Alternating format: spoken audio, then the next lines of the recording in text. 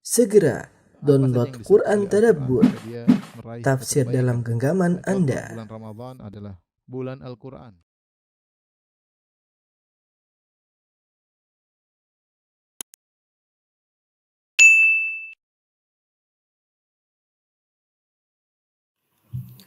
Bismillahirrahmanirrahim. Assalamualaikum warahmatullahi wabarakatuh.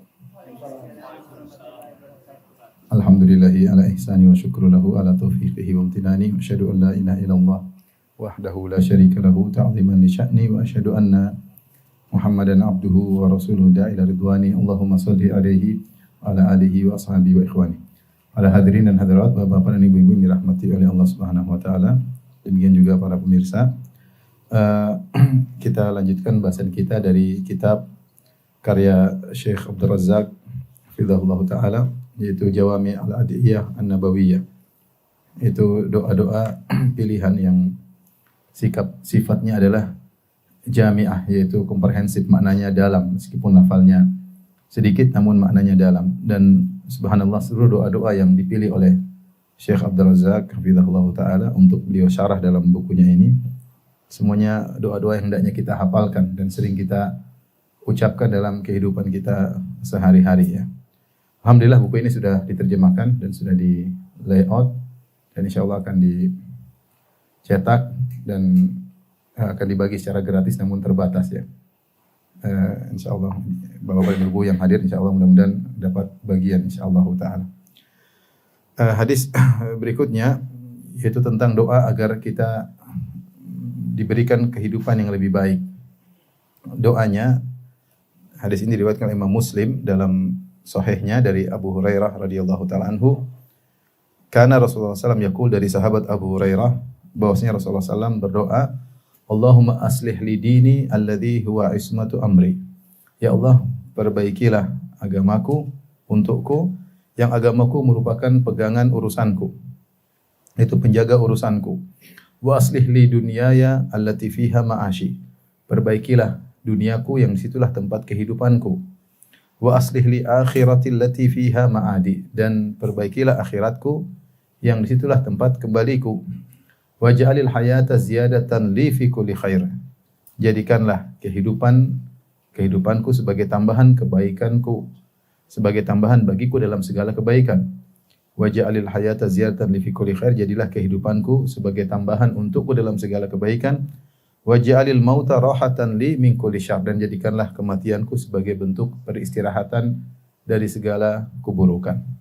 Saya ulangi hadis doanya, Allahumma aslih li dini alladhi huwa ismatu amri. Ya Allah, perbaikilah agamaku yang merupakan pegangan urusanku. Wa aslih li dunyaya allati fiha ma'ashi. Perbaikilah duniaku yang situlah tempat tinggalku. Wa aslih li akhirati allati fiha ma'adi. Perbaikilah akhiratku yang situlah tempat kembaliku. Wa ja'alil hayata ziyadatan li fi kulli khair. Jadikanlah kehidupanku sebagai tambahan bagiku dalam segala kebaikan. Wa ja'alil mauta rahatan li min kulli syarr. Dan jadikanlah kematian adalah bentuk peristirahatan bagiku dari segala keburukan. Doa ini begitu agungnya sampai Al-Qurtubi rahimahullahu ta'ala dalam kitabnya Al-Mufhim, Abul Abbas Al-Qurtubi, beliau berkata, hadza du'aun azimun jama'a khairid daraini dunya wad din. Ini adalah doa yang agung yang mengumpulkan kebaikan dunia maupun kebaikan agama. Fa haqqun ala kulli sami'in lahu, maka hendaknya atau wajib bagi setiap orang yang telah mendengar doa ini an yahfadhahu, untuk menghafal doa ini. Wa yad'u bihi ana al-laili wa atrafin nahar. Wa yad'u bihi ana al-laili wa atrafan nahar. Hendaknya dia berdoa dengan doa ini di pagi hari dan di malam hari, di siang hari dan di malam hari, pagi, petang dan di malam hari. Wala 'alal insan yuwafiqu sa'ata ijabatin yahsulu ala khairid darain. Dan bisa jadi ketika dia berdoa, dia ngepasi waktu dikabulkannya doa, maka akhirnya dia akan mendapatkan kebaikan dunia dan akhirat. Ini pesan dari Al-Imam Al-Qurtubi rahimahullahu ta'ala dalam kitabnya Al-Mufhim. Seorang yang sudah mendengar hadis ini hendaknya menghafalkannya. Bapak-bapak sudah dengar tadi? Ibu-ibu sudah dengar? Berarti wajib untuk apa? Menghafalkannya. Jangan lupa, coba ikut. Allahumma aslih li. Allahumma aslih li dini alladzi huwa ismatu amri wa aslih li dunyaya dunyaya allati fiha ma'ashi, yaitu yang pada dunia tersebut adalah tempat tinggalku. Wa aslih li akhirati, perbaikilah akhiratku, allati fiha ma'adi, padanya fiha ma'adi, tempat kembaliku, fiha ma'adi.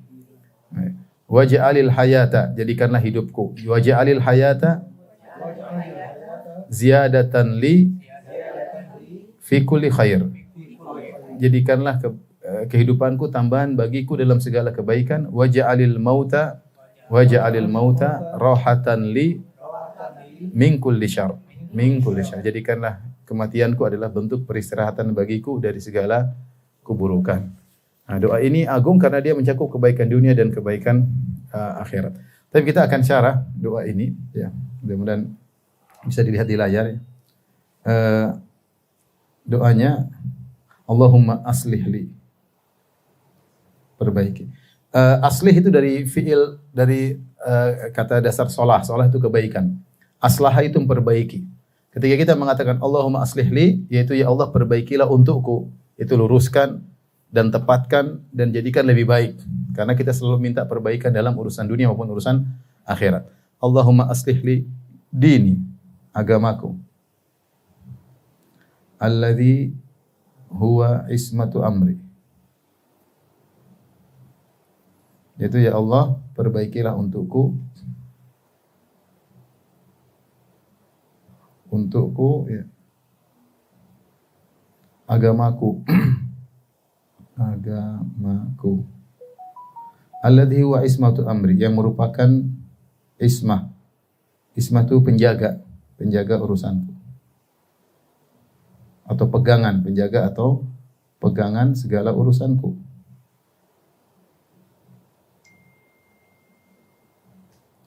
Baik. Apa maksudnya kita minta kepada Allah Subhanahu wa taala untuk memperbaiki? Apa maksudnya kita minta kepada Allah Subhanahu wa taala untuk memperbaiki agama kita, ya. Syekh Abdul Razak berkata, maksud dari Allahumma aslih li dini, ya Allah perbaikilah agamaku.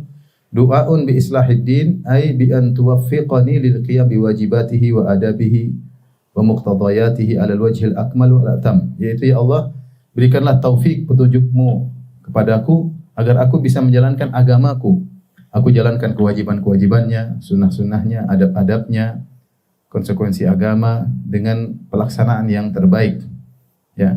Wa dzalika bi an yuwaffiqallahu al-'abda litamassuki bil kitabi was sunnah wafqa hadis salafis salih min as-sahaba wa tabi'in wal a'immati salihin fi umuri al-i'tiqad wal ibadat wad da'wa ila Allah wal akhlaq wal adab was suluki wa bada'a bi salahiddin li annahu al-asas alladhi yubna alaihi ma ba'dahu. Kata Syekh Abdul Razak hafizahullah taala, kita minta agar Allah memberi taufik kepada kita untuk bisa menjalankan agama baik yang wajib, yang sunnah, adab-adabnya dengan cara yang terbaik. Caranya gimana? Yaitu Allah memberikan taufik kepada seorang hamba untuk berpegang dengan Al-Quran dan Sunnah, berpegang teguh Al-Quran dan Sunnah dengan pemahaman para salaf dari kalangan para sahabat, kalangan tabi'in dan kalangan para imam-imam yang salihin dalam segala urusan agama, dalam urusan akidah, dalam segala urusan ibadah, dalam urusan dakwah, dalam urusan akhlak, adab, ya, harus diberi petunjuk oleh Allah Subhanahu wa taala. Karena agama ini luas, ya. Kita ada masalah akidah. Kita ada urusan ibadat. Kita ada urusan misalnya akhlak, ya. Urusan dakwah. Nah, ini semua harus mendapat petunjuk dari Allah Subhanahu wa taala. Dan kita tahu yang benar adalah beribadah sesuai dengan pemahaman para salaf. Karena kalau kita keluar dari jalan salaf akan banyak penyimpangan-penyimpangan. Dan Rasulullah SAW sudah ingatkan, fa innahu may ya'ish minkum fasayara ikhtilafan katsiran. Sungguhnya siapa yang hidup setelahku, maka dia akan melihat banyak perselisihan. Apa solusinya? Fa alaikum bisunnati wa sunnatil khulafa'ir rasyidin al-mahdiyyin min ba'di, 'addu 'alaiha bin nawajid. Kata Nabi sallallahu alaihi wasallam, maka berpegang teguhlah dengan sunnahku dan sunnah para sahabat, ya, yang telah mendapat petunjuk setelahku, itu khulafa'ir rasyidin. Gigitlah dengan erat-erat. Karena kalau kita tidak dapat petunjuk, kita akan berakidah dengan akidah yang sembarangan, ya. Sekarang orang bebas mengutarakan akidah tanpa dalil menjadi liar, mau berakidah inilah, mau berakidah itulah, berakidah terhadap batu, berakidah terhadap sungai, berakidah terhadap goa, berakidah terhadap macam-macam. Orang liar sekarang ketika seorang tidak diikat dengan Al-Quran dan Sunnah dan pemahaman para salaf, akhirnya akidahnya apa? Liar. Bahkan seorang bisa salah berakidah kalau hanya melihat Al-Quran dan tidak melihat apa? Sunnah. Atau hanya melihat lafal hadis, lafal Al-Quran tanpa memahami dengan pemahaman para salaf. Ya. Seperti contoh yang baru-baru kita jadi keributan di YouTube ketika ada seorang dai menafsirkan dari Qul huwallahu ahad, dia nafsirkan Qul, katakanlah huwallahu, dia adalah Allah ahad. Kalau kita kan Allah Maha Esa. Kemudian dia artikan ahad dengan Muhammad. Kata dia Allah adalah apa? Muhammad. Ini kesyirikan, kekufuran. Menyatakan Allah adalah Muhammad, kekufuran. Muhammad makhluk, Allah pencipta. Bagaimana dia mengatakan Allah adalah makhluk? Allah adalah Muhammad. Dai yang sama, kemudian juga saya dengar ceramahnya, ngeri. Dengan keliaran pemikirannya dia mengatakan makhluk, bahwasanya ruh bukan makhluk. Kata dia Allah berfirman, nafakhtu fihi min ruhi. Aku tiupkan ruhku. Ya, tiupkan ruhku. Kata dia, ruh itu bukan makhluk, tetapi manfuh yang ditiupkan. Dan ini ngeri. Seakan-akan ruh bukan apa? Makhluk. Keyakinan kita semua selain Allah adalah apa? Makhluk. Kita punya ruh. Kita ini makhluk bukan? Makhluk. Badan kita makhluk, ruh kita juga makhluk. Tidak ada ruh kita dari zat Tuhan, tidak ada. Ini contoh, dia berpegang teguh Al-Quran, tapi nafsirkannya ngawur. Jadi di sini kita sangat butuh bimbingan dari Allah Subhanahu Wa Taala. Tidak boleh sembarang berakidah, karena fatal. Ya sekarang dengan adanya medsos, dengan ledakan informasi, semua orang yang memiliki kesesatan boleh berbicara, dan pasti ada penontonnya, Dan banyak manusia, banyak orang suka dengan hal yang baru. Ketika ada penyimpangan-penyimpangan dalam akidah, mereka senang mendengarkannya. Mau bicara ini, bicara anu. Akhirnya itu yang terjadi. Maka ketika kita berdoa kepada Allah, Allahumma aslih li dini. Ya Allah, perbaikilah agamaku. Itu perbaikilah apa? Akidahku. Kita ingin berakidah yang benar. Dan dalam berakidah pun kita ingin lebih ikhlas, ya. Lebih bertawakal kepada Allah. Jadi perkataan islah, perbaikan, itu menuju kepada yang lebih apa? Lebih baik. Mungkin akidah kita sudah baik, mungkin akhlak kita sudah baik, tapi kita ingin yang lebih apa? Lebih baik. Maka ketika kita berdoa dengan doa ini, Allahumma aslih dini. Allahumma aslih li dini. Allah perbaikilah apa? Agama. Jadi Allah, aku minta perbaikan yang berkesinambungan. Aku ingin akidahku, aku sudah belajar ya Allah, aku sudah belajar tentang ikhlas, belajar tentang sabar, belajar tentang tawakal, belajar tentang husnudzon kepada Allah, tapi sering aku lalaikan. Aku ternyata tidak sabar. Aku ternyata tidak ikhlas. Aku ternyata suudzon, berburuk sangka kepada Allah Subhanahu Wa Taala. Aku sering tidak bertawakal kepada Allah, tapi bertawakal kepada materi. Dan itu yang terjadi. Oleh karenanya seorang ketika berdoa, dia merengek-rengek minta kepada Allah. Ya Allah, berilah, perbaikilah agamaku. Agamaku itu masih banyak kekurangan, masih banyak ketimpangan, masih banyak kerusakan. Kita ingin diperbaiki agama kita oleh Allah. Ini urusan akidah. Belum lagi masalah ibadat. Kita ngerti bagaimana ibadah kita masih banyak kekurangan. Salat masih malas-malasan, ya. Kemudian salat tidak khusyuk, pikiran kemana-mana, ya. Banyak hal lah. Kita berzikir juga jarang. Tapi kalau baca medsos sering. Waktu kita habis untuk hal-hal yang tidak bermanfaat, ya. Banyak hal. Kita masih perlu perbaikan dalam ibadah kita. Ibadah buru-buru, tidak santai, belum bisa menikmati ibadah tersebut. Lihat Nabi SAW berkata kepada Bilal, ya Bilal, arihna bis salat. Wahai Bilal, istirahatkan kami dengan salat. Rasulullah menganggap SAW salat adalah tempat untuk istirahat, tetap untuk nyaman kepada Allah Subhanahu Wa Taala. Makanya Nabi SAW mengatakan, waju'ilat qurratu aini fis salat. Allah menjadikan kebahagiaanku pada salat. SAW sudah salat, salatnya nyaman. Lihatlah Abdullah bin Zubair radhiyallahu anhu. Ketika dia salat, kalau dia sudah salat ba'diyah maghrib, kemudian dia sujud, dia tidak angkat kepalanya kecuali adzan isya. Dia nikmati salat tersebut. Ya. Nah, kita ingin agama kita diperbaiki oleh Allah sampai kita ada tahapan menikmati salat yang kita rasakan. Sampai ada tahapan kalau kita enggak salat malam kita merasa ada yang kurang. Sampai kita merasakan kalau kita tidak zikir pagi petang kayaknya ada yang tidak beres dalam kehidupan ini. Kita ingin agama kita menjadi agama yang terbaik. Itu butuh perjuangan. Akidah butuh perbaikan sedikit demi sedikit dengan belajar. Kita belajar akidah, terus kita dikasih ujian oleh Allah. Disitulah kemudian kita tahu tentang arti sabar. Kita tahu tentang arti bertawakal. Ketika kita setelah belajar, Allah kasih ujian. Itu sungguhnya tahapan untuk memperbaiki agama agama kita, ujian-ujian yang datang. Demikian juga ibadah, ya. Kita mungkin umroh sekarang, kok umroh berikutnya kita lebih fokus, umroh berikutnya kita lebih fokus. Seperti itu, ibadah kita semakin meningkat. Ini maksud dari perbaikan agama. Kita tidak puas dengan agama yang kita sekarang, kita tahu agama kita banyak kekurangannya. Banyak kekurangannya. Nah, ini makna Allahumma aslih li dini, ya Allah perbaikilah bagiku agamaku. Demikian juga bukan cuma ibadat. Demikian juga akhlak dan adab. Adab, ya. Adab kita terhadap pasangan kita harus kita perbaiki. Adab kita terhadap orang tua kita harus kita perbaiki. Adab kita terhadap tetangga harus kita perbaiki. Jangan merasa puas, kita masih kurang dengan bertetangga dengan tetangga yang baik. Kita sama pasangan masih kurang dalam beradab kepada pasangan. Kemudian juga adab terhadap anak-anak, adab terhadap kakak dan adik. Ini semuanya harus kita belajar dan kita mulai praktek sambil minta petunjuk kepada Allah Subhanahu wa taala. Kalau Allah tidak kasih petunjuk, tidak perbaiki agama kita, kita belajar dan belajar dan belajar namun tidak ada peningkatan. Itu terjadi pada sebagian orang. Ngaji semakin lama semakin tidak beradab. Sebagian orang bahkan hafal Quran tapi tidak beradab. Quran sebagai wacana saja. Hanya untuk siapa duluan hafal, untuk lomba misalnya. Tapi tidak dijadikan sebagai sarana untuk perbaiki agama yang dia miliki. Kenapa saya ngomongin? Karena saya baru ketemu dengan seorang guru dari kemarin saya ngobrol, dia main ke rumah dari luar negeri. Dia ngajar tahfidz 15 tahun. Ini mengeluhkan tentang kondisi sebagian santri-santri tahfidz yang Al-Qur'annya tidak mempengaruhi akhlaknya. Jadilah Al-Qur'an itu hanyalah sekedar hafalan, kemudian gagah-gagahan, siapa duluan hafal, siapa mencapai target, kemudian mungkin lomba, kemudian selesai. Tidak ada pemahaman Al-Qur'an, tidak ada tafsir Al-Quran, tidak ada praktek Al-Quran.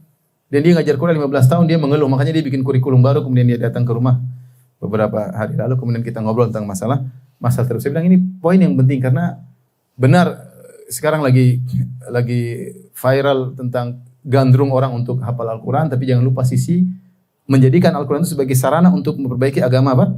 Seseorang. Maka bisa jadi seorang hafal Al-Quran dia sombong, bisa jadi. Alhamdulillah banyak hafal Quran kemudian jadi orang yang bertakwa banyak, tapi bisa jadi sebagian orang hafal Quran menjadi apa? Sombong dan angkuh dan tidak ada perubahan dalam akhlaknya. Kenapa? Ketika Allah tidak membimbingnya. Jadilah ilmu agama yang dia pelajari tidak menjadi sarana untuk memperbaiki agamanya.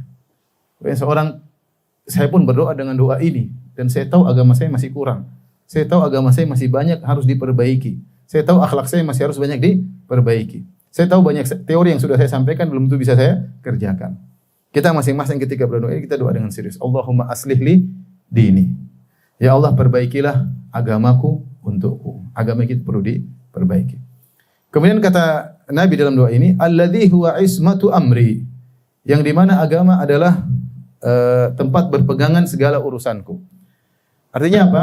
Kalau agama kita baik, kita bertakwa kepada Allah Subhanahu wa taala. Kemudian kita serius dalam beribadah. Ya.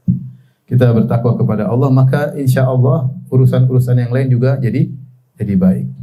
Tapi kalau agama kita nggak baik, maka yang lain juga jadi tidak baik. Ya, kita lihat bahwasanya yang jadi problem di mana-mana masalah ketakwaan. Bisa jadi suatu negeri makmur, nyaman, tapi ketika takwa tidak ada, jadi rusak segala urusan. Sarana kemakmuran ada, sarana kenikmatan ada, tetapi ketika takwa hilang maka menjadi amburadul segala urusan. Seorang masuk dalam kehidupan rumah tangga. Sarana untuk bahagia ada, uang ada. Mungkin dia juga jabatan ada, perusahaan ada, sarana dalam rumah semua ada. Tapi rumah tangganya bisa rusak. Kenapa? Agamanya enggak beres. Mungkin suaminya selingkuh, mungkin istrinya enggak benar. Seperti itu ya. Jadi kita sadar bahwasanya agama adalah pegangan kita, pegangan segala urusan kita. Kita punya urusan dengan siapapun. Kalau agama kita baik, insya Allah baik semuanya. Mau urusan dengan orang tua, urusan dengan kakak adik, urusan dengan tetangga, yang penting agama kita lurus. Kalau agama kita lurus, insya Allah akan membimbing kita dalam menjalani kehidupan kita. Tapi yang benar, agama kita harus kita benarin dulu. Hubungan kita dengan Allah harus benar. Bagaimana di malam hari antara hubungan kita dengan Allah. Ya. Saya pernah dengar ceramah seorang syekh berkata, "Kaifa haluk? Bagaimana kondisi kalian? Kaifa haluka ma'al ahal? Bagaimana kondisimu bersama suamimu?" Oke. baik-baik, bagaimana dengan istrimu? Oke. Bagaimana dengan anakmu? Oke. Pertanyaan terakhir, bagaimana hubunganmu dengan Allah Subhanahu wa taala? Sudah oke atau belum? Bagaimana kita dengan Allah? Sudah oke atau belum? Bagaimana hubungan kita dengan Rabbul Alamin, penguasa alam semesta? Hubungan dengan Tuhan yang menciptakan kita tatkala kita bersendirian, sudah oke atau belum? Bagaimana hubungan kita dengan Allah ketika di malam hari, sudah oke atau belum? Seorang bertanya pada dirinya. Ya, maka dia harus tahu bahwasanya jika dia beribadah kepada Allah dengan ibadah yang baik, agamanya baik, insya Allah Allah akan berikan kebaikan dalam segala hal. Apapun kondisi dia, mau kaya, mau miskin, dia akan baik. Yang penting dia perbaiki apa? Agamanya dan beragama yang benar, berakidah yang benar, berakhlak yang benar, beribadah yang benar. Setelah itu, doa berikutnya untuk minta perbaikan dalam urusan dunia. Wa aslih li dunyaya wa aslih li wa aslih li dunyaya allati fiha ma'ashi. Ya Allah, perbaikilah untukku duniaku yang pada dunia tersebut itulah tempat kehidupanku. Ini adalah doa yang aslinya realistis, bahwasanya kita sedang di dunia, kita bukan sedang di akhirat. Kita bukan sedang di alam barzah dan kita bukan di hari kiamat. Kita sedang berada di kehidupan dunia yang harus kita jalani. Yang harus kita jalani. Maka seorang minta, dia butuh makan, dia butuh minum, dia butuh kerjaan, dia butuh interaksi dengan istrinya, dia butuh mengurusi anak-anaknya, dia butuh berbakti kepada orang tuanya, dia butuh pekerjaan, dia butuh beraktivitas dengan majikannya atau dengan anak buahnya. Ini semua urusan dunia. Maka itu semua juga butuh petunjuk. Bagaimana menjalani kehidupan dunia dengan baik, bagaimana bisa mengurus pekerjaan dengan baik, ya. Maka agar kita bisa makan dengan makan yang halal, misalnya harta. Ya Allah, berilah petunjuk kepadaku dalam urusan hartaku, yaitu berilah petunjuk kepadaku agar aku bisa mendapatkan harta yang halal. Tidak semua orang bisa mendapatkan harta yang halal. Setelah itu berilah petunjuk kepadaku dalam menggunakan harta ini agar aku bisa menggunakannya dengan penggunaan yang tepat. Berilah petunjuk kepadaku dalam membimbing anak istriku, ya, misalnya. Ini semua adalah perkara dunia. Nah, kalau kita tidak diberi petunjuk oleh Allah, maka akan terjadi kekacauan. Makanya kita selain minta diperbaiki agama, kita juga minta diperbaiki apa? Dunia. Ya. Tidak mengapa seorang perhatian sama dunia. Ya, minta rezeki kepada Allah Subhanahu Wa Taala, boleh. Kita tiap hari juga kita berdoa warzuqni, kan? Ya, warzuqni, kita minta doa. Ya.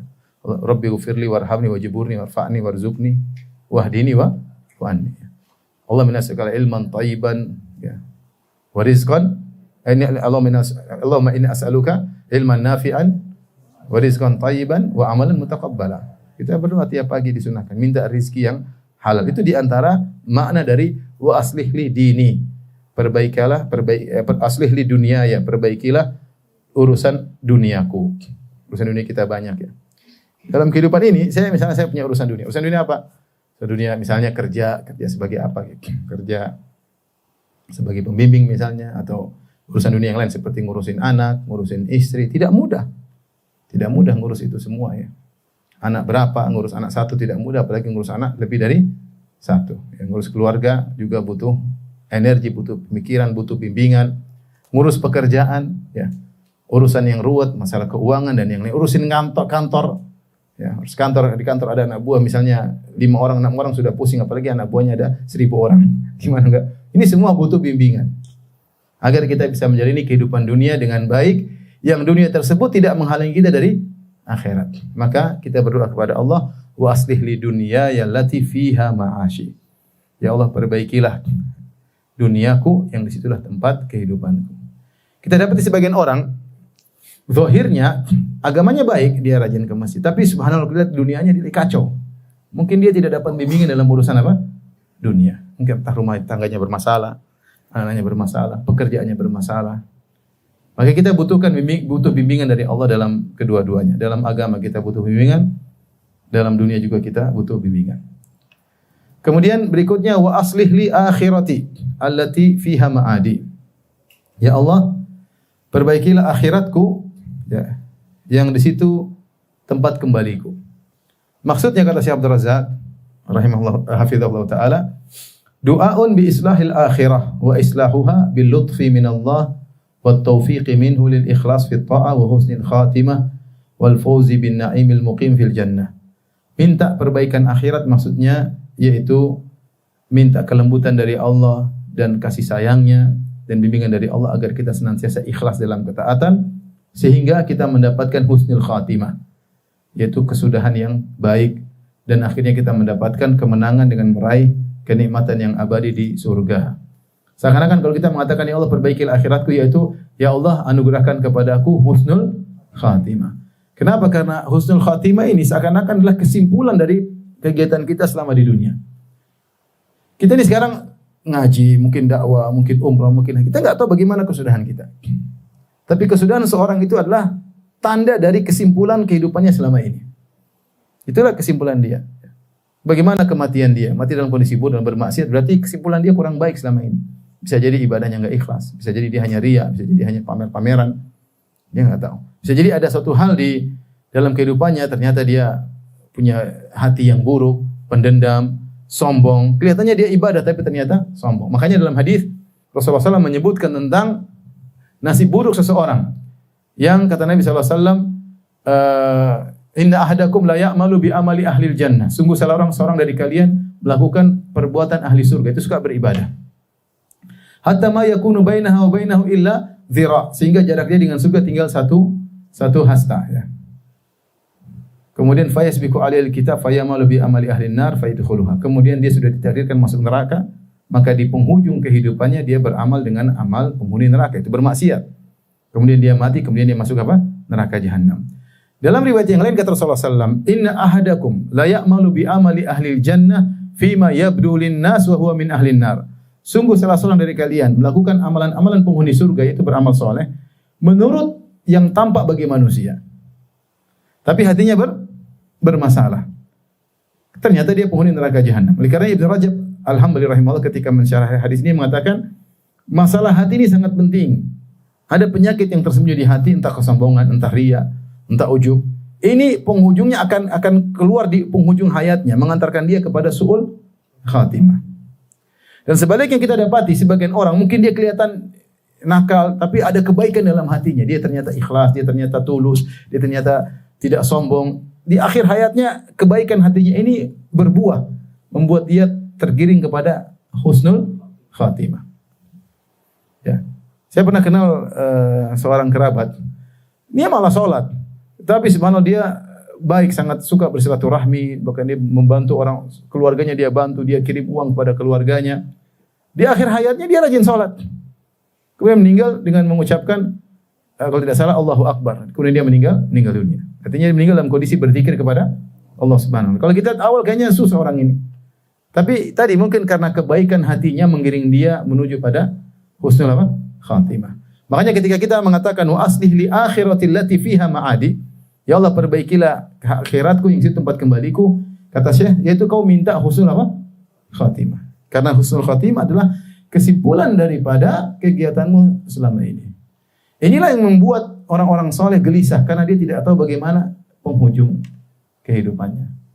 Kita sekarang boleh, kita sedang ngaji, mungkin kita sedang baca Quran, sedang umrah, tapi kita nggak tahu penghujung kita seperti apa. Kita nggak tahu. Oleh karena seorang senantiasa berdoa kepada Allah agar diperbaiki apa? Akhiratnya. Sehingga ketika dia masuk di alam barzah, dia langsung mendapatkan kenikmatan, mudah menjawab pertanyaan malaikat mungkar dan nakir, ketika dibangkitkan dalam kondisi juga mudah menghadapinya sampai masuk surga. Allati fiha ma'adi, yang akhirat adalah tempat kembaliku. Kita tahu bahwasanya hidup ini hanyalah apa? Sementara. Dan ini bukan tempat tinggal yang sungguhnya. Kita akan meninggal, ya. Minha khalaqnakum wa fiha numitukum wa fiha minha khalaqnakum. Dari bumilah kami menciptakan kalian.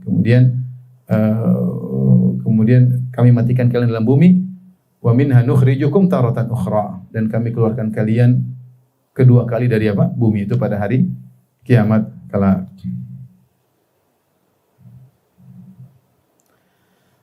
Taib, doa berikutnya, waj'alil hayata ziyadatan li fi kulli khair. Ya Allah, jadikanlah kehidupanku ini adalah tambahan bagiku dalam segala kebaikan. Kita ingin kehidupan kita kehidupan yang baik, dan setiap detik yang kita lewati menambah kebaikan bagi kita. Karena Nabi SAW mengatakan, khairukum man tala umruhu wa hasuna amaluhu. Sebaik-baik kalian adalah orang yang panjang umurnya dan baik amalnya. Karena semakin panjang umur, semakin banyak dia bisa beramal. Wa syarrukum, dan seburuk-buruk kalian, man tala umruhu wa qabuha amaluhu. Yang panjang umurnya dan buruk amalnya. Ternyata kenapa? Umurnya bertambah, semakin menambah dosa-dosanya. Yang satunya umurnya bertambah, semakin nambah pahalanya.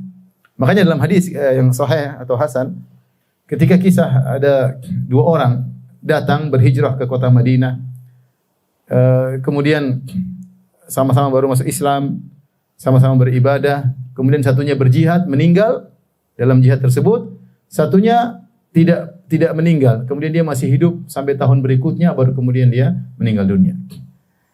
Tersebutlah seorang sahabat mimpi, dalam mimpinya bertemu dengan dua orang tersebut.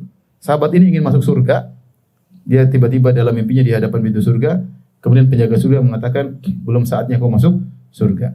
Maka dia melihat orang yang terakhir meninggal, ya, duluan masuk surga. Setelah itu baru orang yang mati syahid, belakangan masuk apa? Surga. Sahabat yang mimpi ini dia merasa heran. Kenapa yang mati syahid kok belakangan masuk surga? Kemudian yang mati belakangan, yang wafat belakangan justru duluan masuk apa? Surga. Maka dia tanya kepada Nabi SAW. Dan sebelumnya dia cerita kepada para sahabat yang lain, jadi heboh karena orang-orang kenal dua orang ini. Akhirnya mereka pun bertanya kepada Nabi SAW tentang perihal dua orang ini. Maka Nabi SAW mengatakan, yang makna hadis, saya lupa makna lafalnya, tapi makna hadisnya, karena Rasulullah SAW mengatakan, alaisa qad mata ba'dahu sanah, bukankah ini masih diberi kehidupan setahun setelah temannya yang pertama? Alaisa qad shalla wa shama wa adraka Ramadan. Bukankah dia hidup setahun, dia masih ketemu bulan Ramadan, dia masih salat, berapa salat sujud yang dia salati, berapa hari yang dia puasai, bukankah dia Ramadan? Artinya orang ini selama setahun ternyata dia beramal soleh yang apa? Yang banyak. Sehingga surganya lebih tinggi dan dia lebih dahuluan masuk surga meskipun dia mati belakangan. Padahal temannya pertama juga melakukan amal ibadah luar biasa. Mati apa? Mati syahid. Tapi ketika dia mengoptimalkan umurnya setahun dengan ibadah yang luar biasa, maka dia lebih duluan masuk surga. Ini yang kita maksud, ingin mendapatkan kehidupan yang lebih baik. Nah, kita evaluasi diri, ibu-ibu dan bapak yang dirahmati Allah Subhanahu wa taala. Saya ini sekarang umur sudah berapa? Maksudnya ibu-ibu tanya sendiri, jangan saya. Saya sudah 43, bapak ada yang mungkin sudah 50, ibu-ibu ada yang sudah 50 atau menjelang 50 ya. Taib, bagaimana kehidupan saya? Semakin baik atau tidak? Coba evaluasi. Takwa saya lebih baik enggak? Saya lebih khusyuk enggak salat saya? Coba, atau saya lebih malas ya. Saya ngaji, bahkan jadi panitia pengajian, coba evaluasi, saya lebih bertakwa enggak? Saya lebih husnudzon kepada Allah enggak? Saya lebih bertakwa. Hidup inilah kehidupan seperti ini. Nah, kalau kita merasa ada perbaikan, alhamdulillah, kita muji Allah Subhanahu wa taala. Berarti umur yang Allah berikan tambahan kepada saya adalah tambahan kebaikan bagi saya. Bagaimana sikap saya terhadap orang tua, semakin baik enggak? Bagaimana sikap saya terhadap istri, semakin baik enggak? Bagaimana perhatian saya terhadap anak-anak, semakin baik enggak? Bagaimana perhatian saya terhadap pada suami, semakin taat enggak? Kita evaluasi. Kalau ternyata ada kebaikan, berarti kehidupan kita ini memang insya Allah diberkahi karena bertambah apa? Kebaikan. Saya tambah pelit atau tidak? Direnungkan. Kita perlu evaluasi. Kalau ternyata bertambah umur, saya semakin pelit, saya semakin malas ibadah, semakin tidak khusyuk, semakin ini berarti kita harus perbaiki diri kita. Makanya kita serius, kita berdoa, waj'alil hayata ziyadatan li fi kulli khairin. Ya Allah, jadikanlah kehidupanku sebagai tambahanku dalam segala kebaikan. Bertambah baik dalam bermuamalah, bertambah baik dalam ibadah, bertambah baik dalam kekhusyuan, bertambah baik dalam baca Al-Quran. Bukan semakin hari kita semakin sibuk, Al-Quran kita tinggalkan, tidak ngurus anak-anak, tawa ke TV melulu, jarang zikir pagi petang. Nah, ini bagaimana? Tambah umur kita tidak tambah lebih baik, semakin banyak maksiat, ini bahaya. Kemudian doa penutup, waj'alil mauta rahatan li min kulli syarr. Ya Allah, jadikanlah kematianku sebagai bentuk peristirahatanku dari segala keburukan. Baik ya. Waj'alil mauta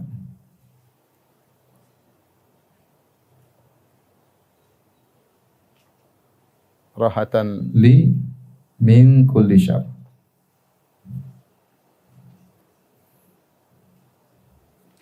Jadikanlah kematianku, jadikanlah kematian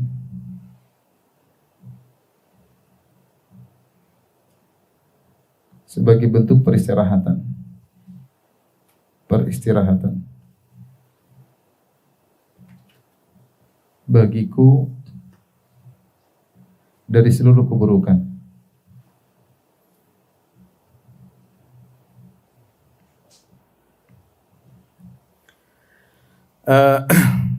Di sini ada dua tafsiran ya, dua tafsiran. Ya, pertama, jika aku selalu bermaksiat,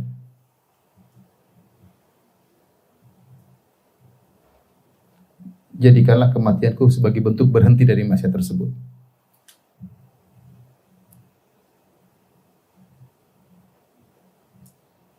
Bentuk berhenti dari maksiat tersebut. Tapi begini ya, Syekh Abdul Razak mengingatkan, bukan berarti jika seorang bermaksiat dia minta mati, tidak.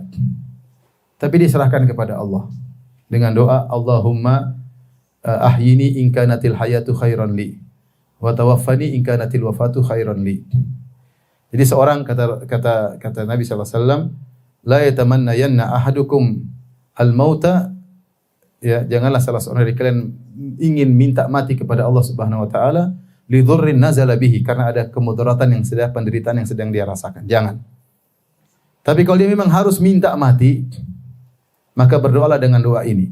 Allahumma ahyini in kanatil hayatu khairan li. Ya Allah, hidupkanlah aku terus jika Engkau tahu bahwasanya kehidupan lebih baik bagiku. Wa tawaffani, dan wafatkanlah aku in kanatil wafatu khairan li.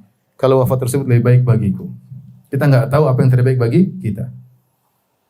Seorang mungkin mengalami kemudaratan, atau seorang terjerumus dalam kemaksiatan. Jangan dibilang, ya Allah matikan aku. Jangan. Minta aja seperti itu. Allah yang lebih tahu. Siapa tahu Allah berikan dia hidup lebih lama, kemudian dia dapat apa? Hidayah. Tapi intinya kita minta kepada Allah. Kalau aku terus bermaksiat tidak berhenti, lebih baik aku mati. Demikian. Ya. Karena kehidupan tersebut ternyata tidak menambah kebaikan bagiku, tetapi semakin menambah tabunganku di neraka jahanam. Ini tafsiran pertama.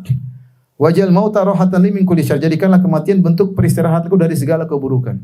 Keburukan yang aku lakukan, mungkin aku kasar kepada orang tua, mungkin kasar kepada istri, kasar kepada suami, tidak perhatian sama anak-anak, sama tetangga, malas beribadah, sudah berhenti, daripada aku tambah parah di mana, di akhirat. Ini yang pertama. Yang kedua, bahwasanya maksudnya ini bagi orang soleh, bahwasanya dia kematian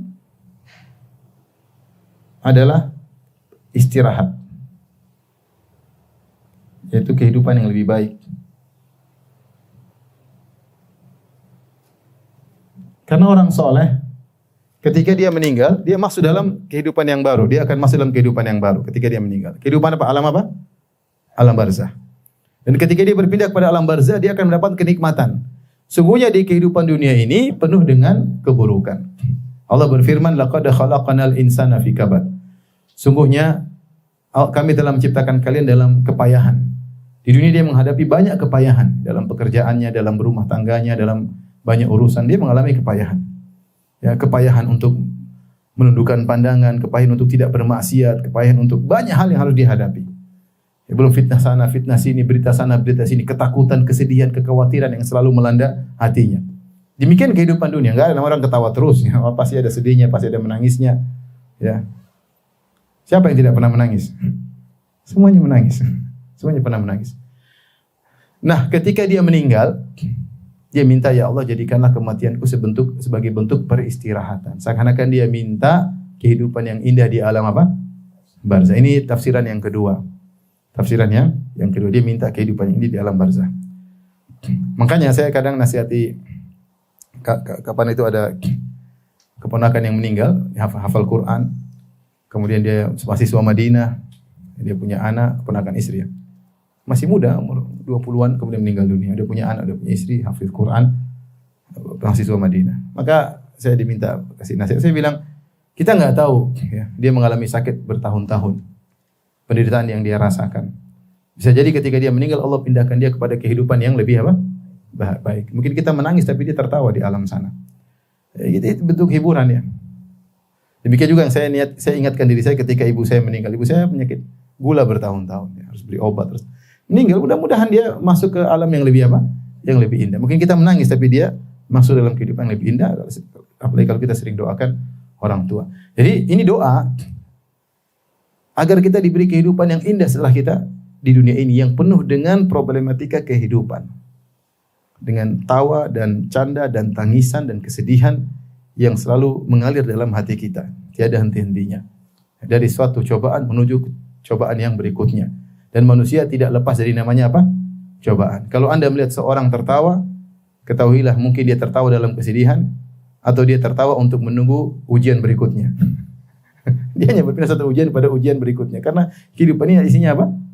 Ujian. Ujian. Ya. Sampai ada seorang ditanya, "Fulan, kamu kok ketawa terus?"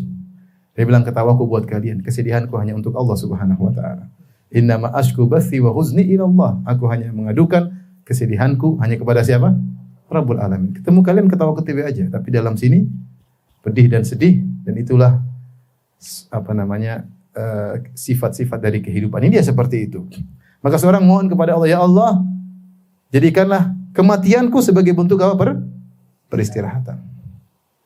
Selama masih hidup pasti diuji. Kalau ingin hidup pasti diuji. Kalau tidak ingin diuji, mati saja. Kalau ternyata matinya enggak beres, diuji lagi di alam apa? Barzah." Jadi ini makna dari waja'alil mauta. Makna waja'alil mauta tes. Waja'alil mauta rahatan li min kulli syarr. Jadikanlah kematian adalah bentuk peristirahatan bagiku dari segala keburukan. Ya. Kemudian juga di antara bentuk keburukan artinya kita ini dalam kehidupan banyak sekali fitnah di samping kita. Kita belum tentu kuat menghadapinya, ya. Belum tentu kuat menghadapinya. Maka kita boleh saja ya, berdoa agar kita diselamatkan di fitnah-fitnah tersebut. Dengan Allah mematikan kita, kita selamat dari fitnah-fitnah tersebut. Bayangkan, kita berbicara tentang orang soleh yang hidup sekitar 50 tahun lalu. Mereka tidak bertemu dengan fitnah yang kita hadapi sekarang. Gak ada YouTube, gak ada medsos. Mereka lebih mudah menundukkan pandangan.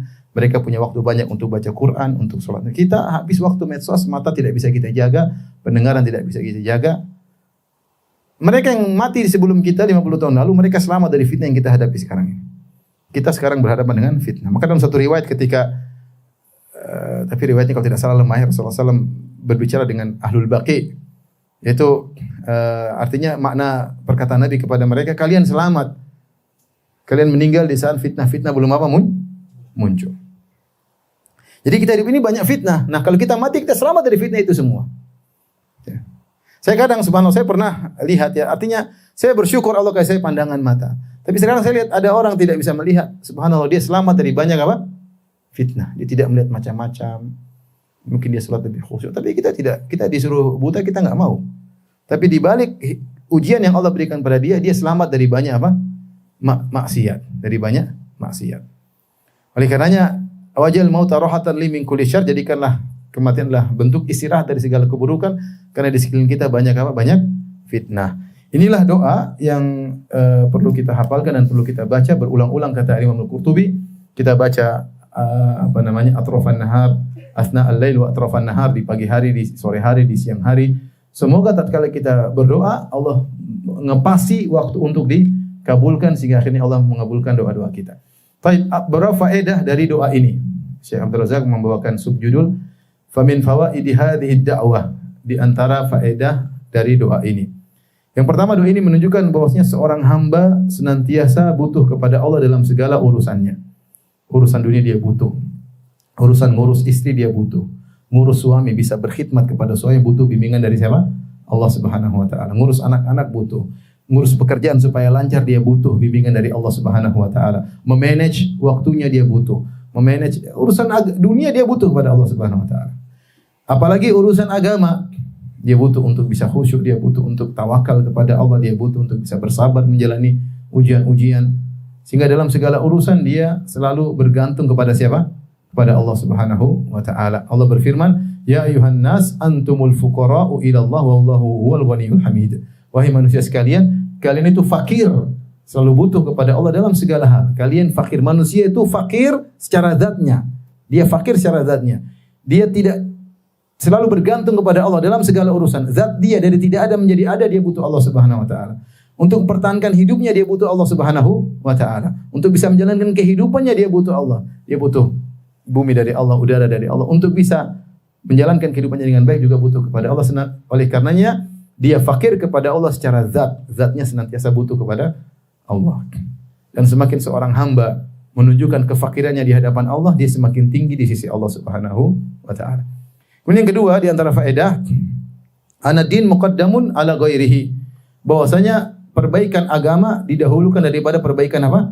Dunia. Makanya dalam doa, Allahumma aslih li dini, ya Allah perbaikilah agamaku, alladzi huwa ismatu amri, yang dia adalah pegangan pelindung urusanku. Baru kemudian wa aslih li dunyaya, perbaikilah duniaku, yang dia tempat hidupku.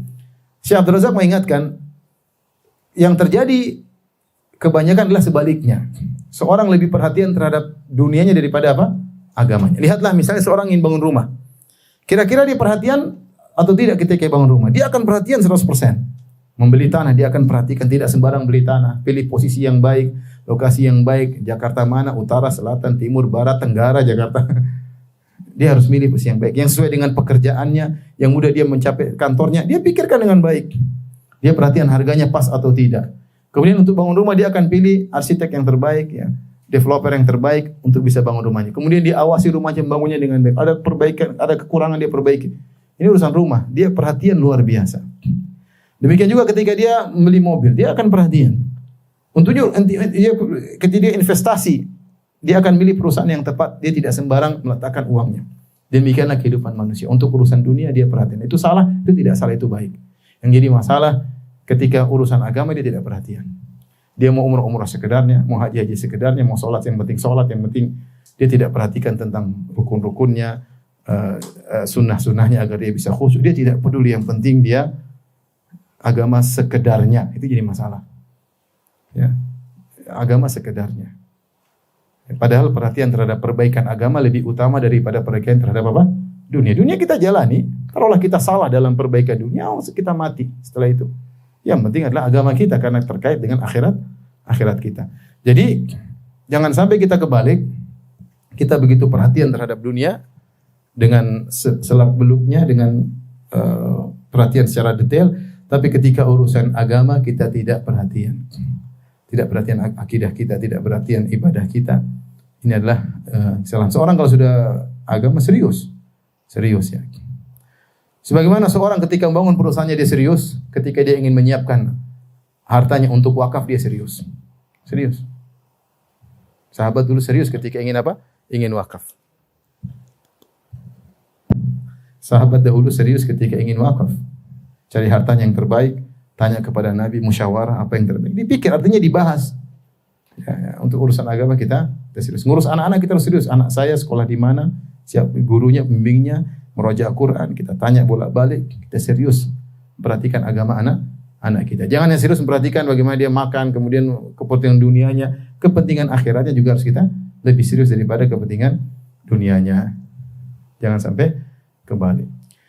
Kemudian di antara faedah doa ini, ya, bahwasanya tidak mengapa seorang perhatian sama dunia. Buktinya kita berdoa, ya Allah perbaiki duniaku. Berarti kita boleh perhatian sama dunia enggak? Boleh. Yang tidak boleh adalah melebihi perhatian terhadap agama. Sebagaimana kita singgung. Makanya di antara doa Nabi SAW, wala taj'alid dunya akbaru hammi. Ya. Ya Allah, jangan kau jadikan dunia perhatianku yang terbesar. Artinya apa? Silakan kau perhatian sama dunia, tapi jangan sampai kau membelakangkan agama. Perhatian agama kurang. Perhatian sama dunia boleh, tapi perhatian terhadap agama, terhadap akhirat harus lebih besar. Karena kita ini menuju semakin menjauh dari dunia, semakin jauh kita semakin meninggal, akhirnya kita meninggalkan dunia, dan kita semakin menuju kepada akhirat. Makanya Ali bin Abi Thalib mengatakan, ya,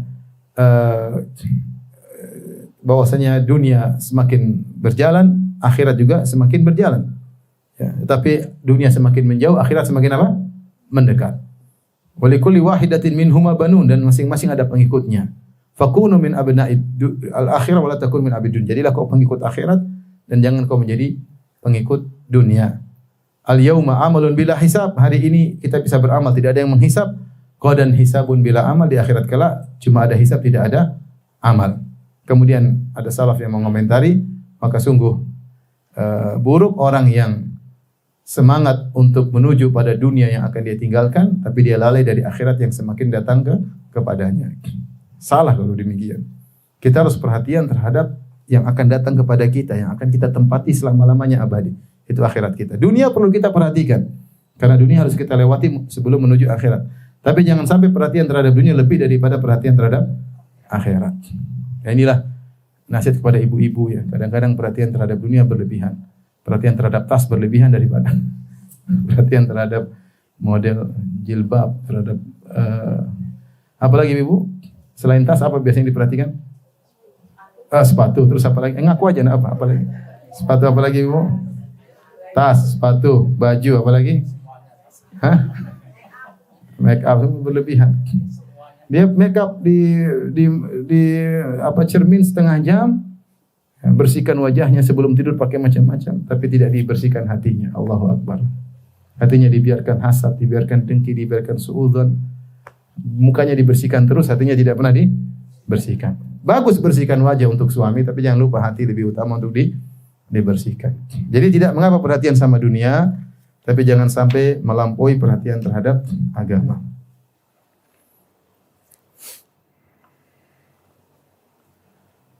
Dan yang terakhir, bahwasanya dari faedah ini kita tahu bahwasanya sebagaimana dalam hadis, khairukum man tala umruhu wa hasuna amaluhu. Sebaik-baik kalian adalah orang yang panjang umurnya dan baik amalnya. Wa syarrukum man tala umruhu wa qabuha amaluhu. Dan seburuk-buruk kalian yang umurnya panjang namun amalnya buruk. Maka seorang berusaha dalam kehidupannya, dia semakin bermakna kehidupannya, semakin bermanfaat. Evaluasi, jangan lupa. Evaluasi itu kalau bahasa kita yaitu muhasabah. Kita evaluasi diri kita. Kita bagaimana tahun ini, tahun depan, bagaimana kondisi keimanan kita, bagaimana ketakwaan kita, bagaimana ketaatan kita kepada suami, bagaimana perhatian terhadap anak istri. Harus diperhatikan bagaimana bakti kita sama orang tua, bagaimana bacaan Quran kita setiap bulannya bertambah atau kurang, bagaimana zikir pagi petang kita, bagaimana sholat malam kita. Dia evaluasi. Semakin baikkah kehidupanku dengan bertambah umurku, atau semakin jauh ke aku dari Allah Subhanahu wa taala. Jika ternyata semakin jauh, hendaknya dia segera bertobat dan segera perbaiki diri. Karena orang yang terbaik adalah yang panjang umurnya dan baik amalnya. Wallahu alam bisawab. Inilah doa yang semoga kita hafalkan ya. Coba ulangi, Allahumma aslih li dini alladhi huwa ismatu amri wa aslih li dunyaya allati fiha ma'ashi wa aslih li akhirati allati fiha ma'adi waj'alil hayata ziyadatan li fi kulli khair waj'alil mauta rahatan li min kulli syarr. Amin ya rabbal alamin. Baik, demikian wabillahi taufiq wal hidayah. Assalamualaikum warahmatullahi wabarakatuh. Subhanallah.